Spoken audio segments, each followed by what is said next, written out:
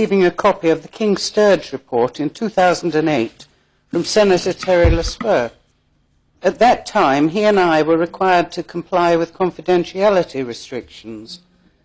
Given that this is now nearly 10 years ago, and that it applied to a situation where SOJDC were in fact delegating the risk attached to the Esplanade project to Harcourt, is it not time that the Chief Minister agreed to release the report to States members? Does he intend that it will remain confidential forever, given that he believes in this modern, transparent society? Sir, the Deputy tells me, Senator informs me it's 10 years since I signed that non-disclosure agreement.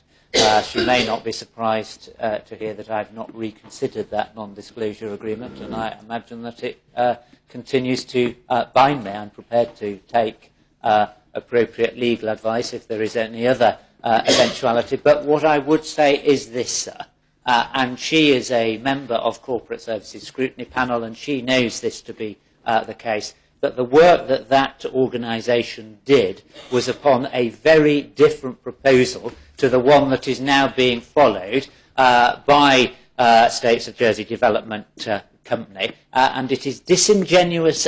No, I can't use that word, can I, sir? No, absolutely not. It's hardly appropriate for a Corporate Services Scrutiny Panel to try and suggest that a report based upon a different time, different facts, a different development proposal is relevant to the current one, and yet that's exactly what they seem to have done.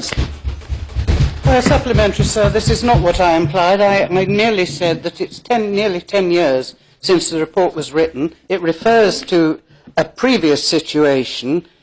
You know, does the Chief Minister intend that the report will remain confidential forever?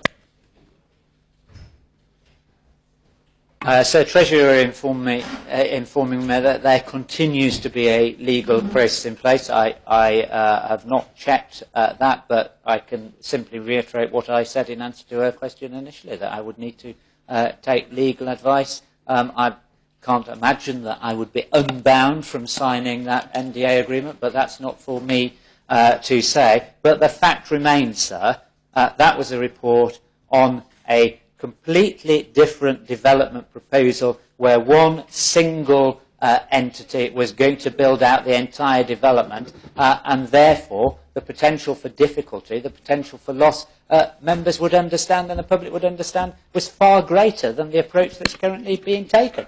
Thank you, sir. The Privileges and Procedures Committee released